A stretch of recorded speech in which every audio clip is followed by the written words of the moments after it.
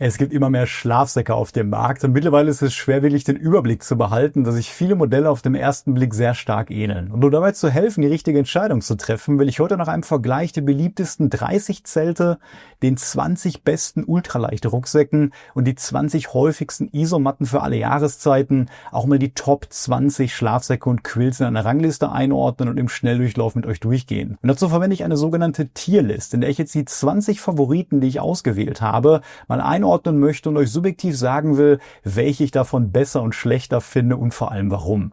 Und los geht's hier wieder ganz oben mit dem S-Tier. Das sind wirklich die besten Schlafsäcke, die ich kenne, gefolgt dann von A, B, C und ganz unten der D-Klasse. Und dazu muss ich sagen, dass ich gleichzeitig voll geschlossene Schlafsäcke und aber auch rückenoffene Quills genommen habe, die sich meiner Meinung nach am besten zum Beispiel für längere Outdoor-Touren oder auch fürs Bikepacking eignen und gerade vor allem immer noch aktuell zu kaufen sind. Ich bewerte jetzt nicht nur nach einzelnen Kriterien wie Gewicht und Ausstattung, sondern beziehe auch die reale Preis-Leistung direkt mit ein.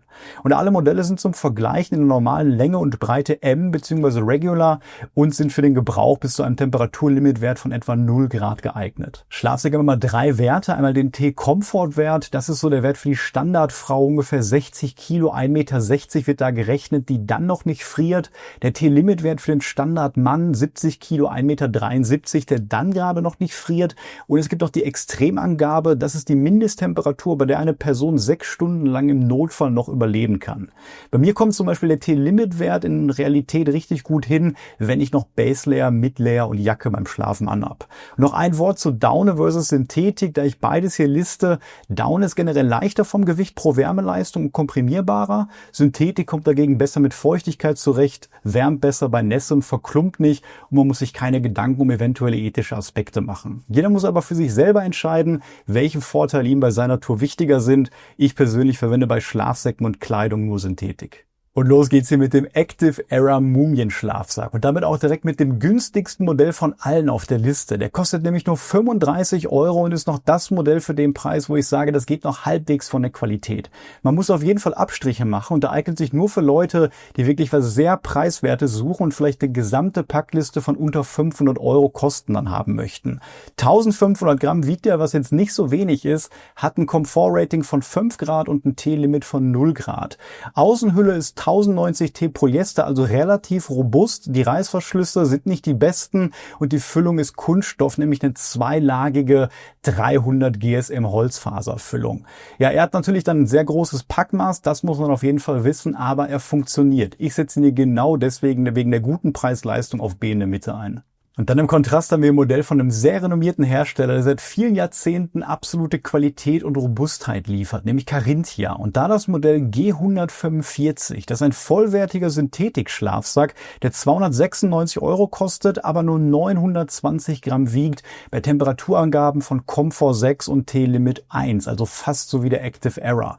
Dabei ist er natürlich deutlich leichter und vor allem auch robuster. Die Außenhülle ist nämlich aus Shelltex Ultra Pro und als Innenfüllung haben wir ein sehr hochwertiges G-Loft. Und G-Loft, da hat man immer ein gutes Klima, der ist sehr geruchsneutral, der hat eine gute Bauschkraft, der hält sich lange. Also wirklich ein Modell für alle, die so einen Kompromiss suchen aus Robustheit und Gewicht und wieder statt einem Quilt immer noch auf einen klassischen Schlafsack setzen wollen, aber trotzdem Synthetik möchten. Deswegen setze ich ihn hier oben auf A ein.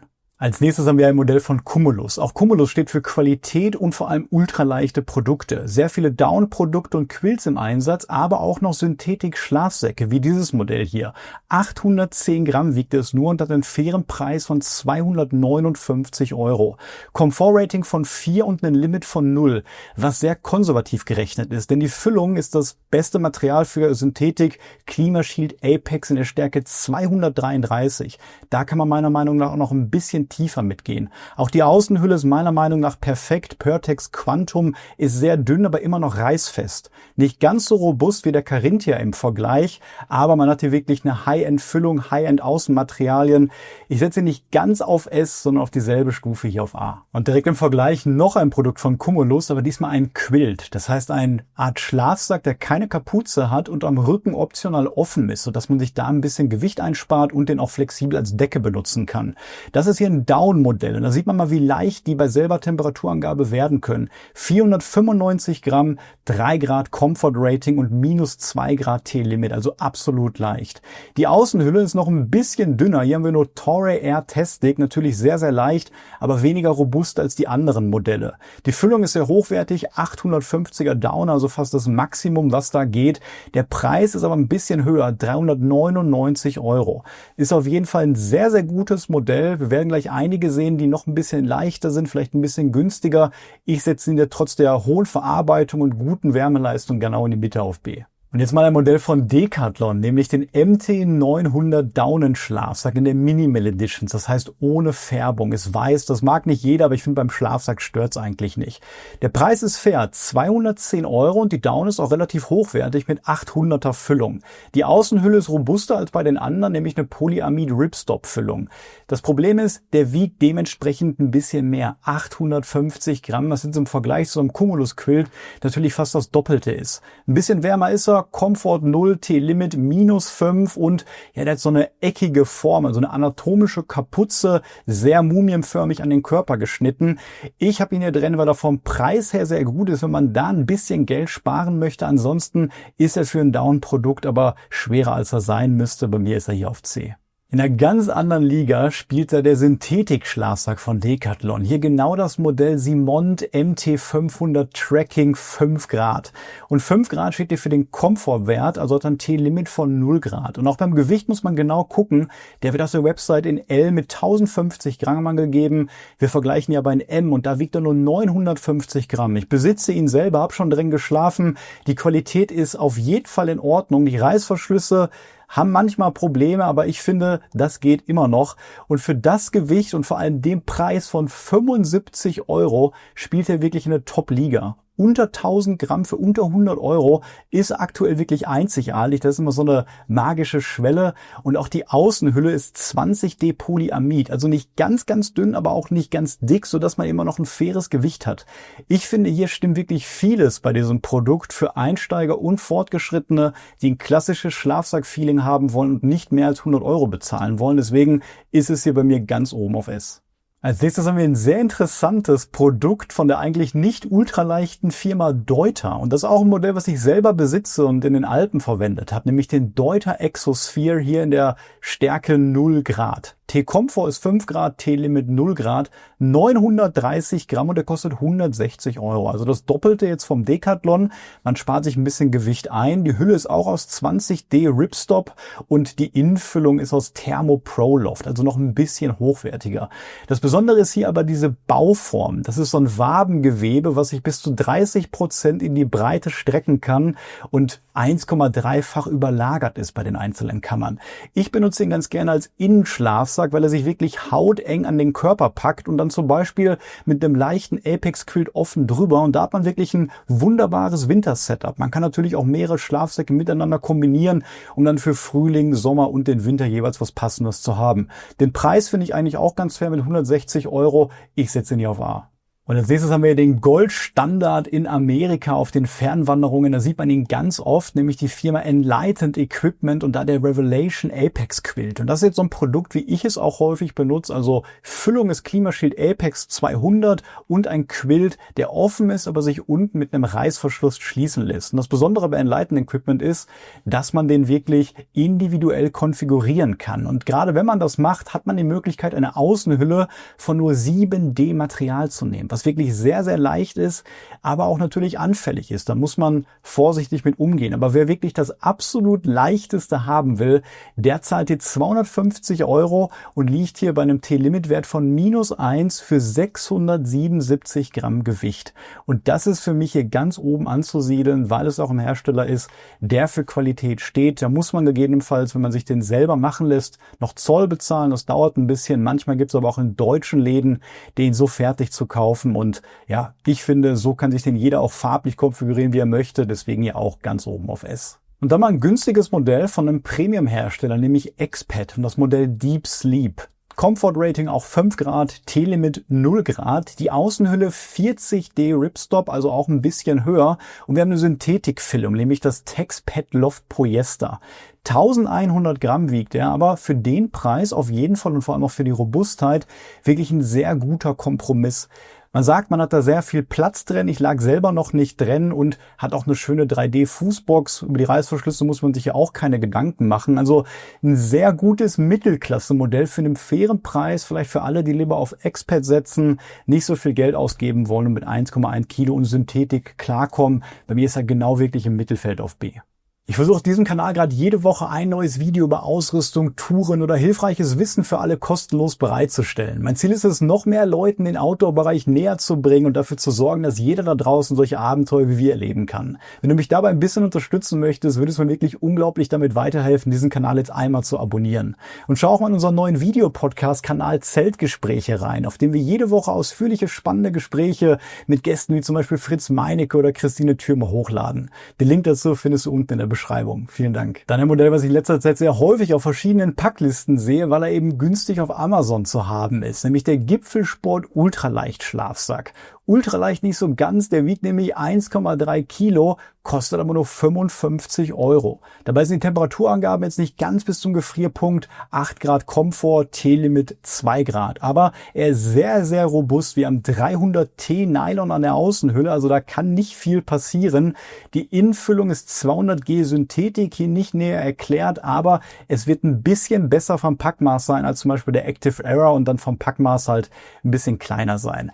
Also ich finde ihn ganz okay, er hat auch einen ganz guten Wärmekragen inkludiert, aber er ist ein bisschen schwer für die Temperaturleistung. Ich setze ihn noch fairerweise hier auf C. Als nächstes haben wir den Quilt, den ich wohl am meisten wirklich Einsteigern und Fortgeschrittenen empfehle, wenn sie den ersten Synthetik-Quilt haben wollen, nämlich Graham Expert und hier der Elite oder E-Light Quilt. Ich habe ihn so konfiguriert, dass er jetzt hier in der Stärke 200 ist, und diesen Quilt habe ich dreimal in 3 verschiedenen Stärken für 3 verschiedene Jahreszeiten. Man kann nicht nur Farbe und Bauform individualisieren, also ist er komplett geschlossen, ist er unten offen, hat er einen Reißverschluss, sondern auch so ein bisschen wieder das Außenmaterial. Hier ist er als 10D gelistet, was auf jeden Fall für so ein Ultraleicht-Quilt ausreichend ist. Und in dieser Stärke hält er mit 200er Apex bis 4 Grad Komfort, minus 1 Grad T-Limit, und das passt für mich auch definitiv und wiegt 654 Gramm und dabei kostet er 220 Euro und wird in Europa gefertigt.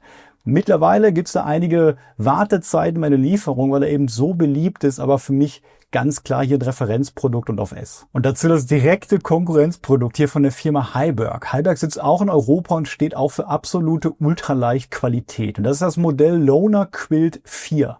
Auch wieder aus demselben Füllmaterial, 200er Apex, damit selbe Temperaturangaben, also 4 Grad Komfort, minus 1 Grad T-Limit, und er wiegt 680 Gramm. Damit 26 Gramm schwerer, aber er ist 8 Euro günstiger, kostet gerade 212 Euro. Die Außenhülle ist auch aus einem dünnen 10D, hier aber aus Lodos Tex 10D HQ.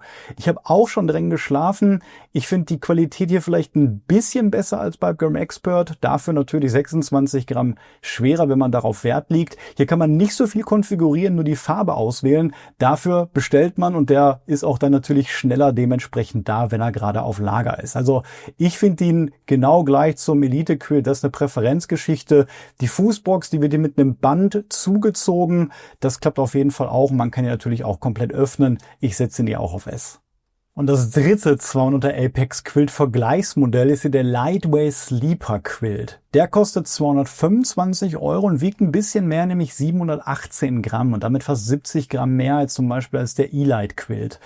Der hat auch eine 10D Außenhülle, hier ist es Levitex 10D. Ich hatte den selber mal und ich habe ihn wieder verkauft. Mir hat die Außenhülle nicht so gut gefallen, weil die bei Nässe immer sehr geklebt hat. Wenn es trocken ist, ist es aber kein Problem. Das Coole ist hier, dass er wirklich die Schnüre und die Bauform so extra hat, dass man ihn auch als Poncho tragen kann, wenn man zum Beispiel dann abends im Lager sitzt. Das geht bei allen anderen Schlafsäcken und Quilts auch, dann wirft man sich das über die Schulter. Hier hat man aber ein bisschen mehr sich Gedanken gemacht. Und dann ist noch ein Mückenschutz integriert, den man quasi tragen kann, falls man im bivakiert, offen, dass man da auch geschützt ist. Ich finde jetzt von Preis-Leistung gerade im Hinblick auf Gewicht auf jeden Fall schlechter als die anderen, aber auch nicht ganz schlecht und ich setze ihn hier deswegen im Mittelfeld auf B.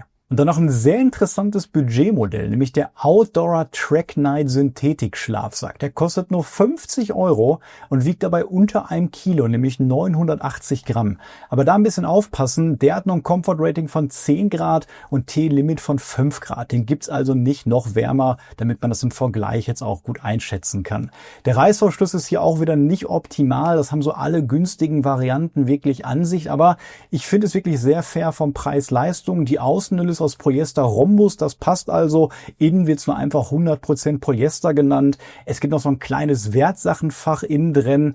Aber ich finde, Preis-Leistung stimmt hier von den Budgetvarianten fast am besten. Deswegen setze ich ihn auf A. Als nächstes haben wir den Pajak Core 400 und das ist auch wieder ein vollwertiger Down-Schlafsack, der einfach sehr gut funktioniert. Der kostet 330 € und wiegt 800 Gramm, also ein bisschen mehr. Dafür hat er aber ein Comfort-Rating von 0 Grad und ein T-Limit von -6. Dennoch finde ich, ist hier die Wärme und Gewichtsleistung nicht ganz optimal, aber die Hülle aus 15D Toray Air Tastic ist sehr hochwertig und wir haben auch brauchbare 700er Entendaune als Füllung. Der hat auch einen verstärkten Fuß- und Kopfbereich, das kann ein bisschen wärmer zum Beispiel sein, da spart man sich Gewicht, wenn das an einigen Stellen ein bisschen verstärkter zum Beispiel ist. Die Kapuze kann man einhändig sehr gut zuziehen. Es ist ein durchdachtes Produkt, was wirklich Plug-and-Play gut funktioniert, aber wie gesagt, aufgrund des Gewichts setze ich ihn nur auf C. Dann erstmal auf dem Papier zunächst ein sehr interessantes Modell von der Firma Wrap, nämlich der Solar Eco 2. 980 Gramm soll er wiegen und dabei nur 150 € kosten. Ein vollwertiger Synthetik-Schlafsack, der sogar als T-Limit -2 Grad angegeben hat. Also sehr, sehr gut. Die Außenhülle ausreichend robust, 20D Atmos. Das Innenfutter ist 100% Polyester recycelt. Ja, warum sage ich auf dem Papier? Weil er in Realität einfach ein bisschen mehr wiegt, nämlich 1050 Gramm. Damit 7% mehr als der Hersteller verspricht und er soll auch ein bisschen kühler sein als -2 Grad. Das finde ich mal nicht ganz so gut. Dennoch ist es für den Preis und das Gewicht auf jeden Fall ein sehr gutes Produkt und die Verarbeitungsqualität bei Wrap stimmt in jedem Fall. Dennoch aufgrund der nicht ganz stimmigen Angaben setze ich ihn hier nur auf C. Und jetzt kommen wir mal zu C2 Summit, auch einem Hersteller im Ultraleichtmarkt, der qualitativ hochwertige Produkte macht und dabei meistens günstiger als die Konkurrenz ist, zumindest was die Down-Produkte angeht. Das ist der C2 Summit Ember Quilt. 650 Gramm, T-Limit von -4 Grad und eine Außenhülle von 10D Nylon. Die Füllung ist dann Daune 850 plus, also sehr, sehr hochwertig.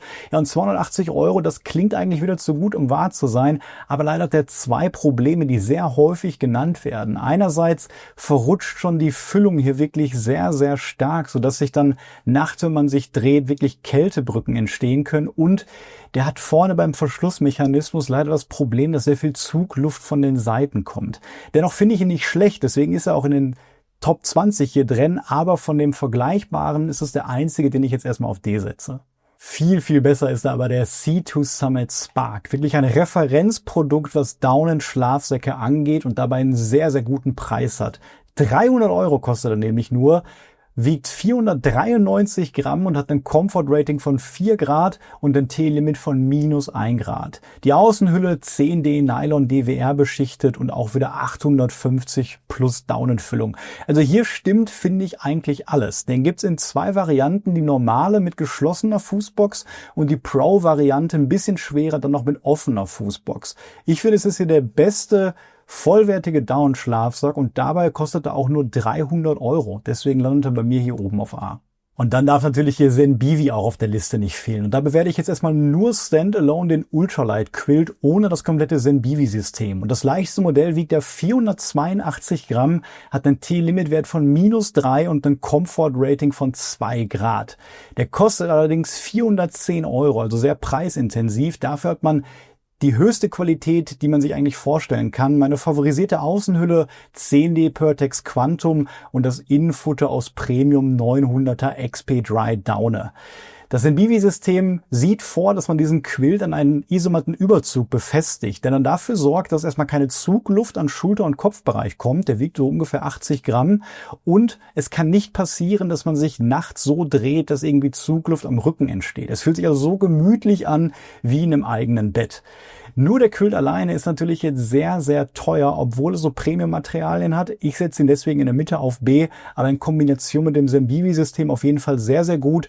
Ich würde mir wünschen, dass es dort auch mal ein Synthetikprodukt gibt, dann würde ich es auch selber mal testen, aber man hört durchweg wirklich da nur Gutes. Ja, und ganz zum Schluss nochmal der Hersteller, der für die absolut leichtesten Produkte weltweit auf dem Markt steht, nämlich Sipex. Und da ist es der Solo Quilt, auch wieder aus Daune.